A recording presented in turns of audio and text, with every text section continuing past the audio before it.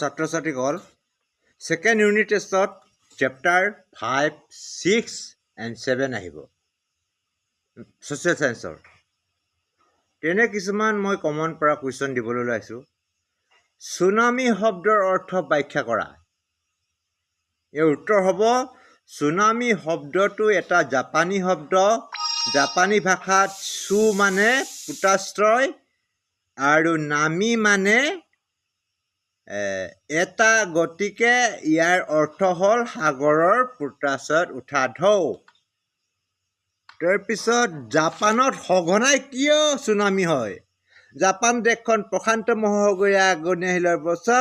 এই আগ্নেয় বলয়তে পৃথিৱীৰ শতকৰা 65% অংশ আগ্নেয়গিৰি উদগীৰণ হয়। জাপানতে পৃথিৱীৰ আটাইতকৈ বেছি আগ্নেয়গিৰি আছে।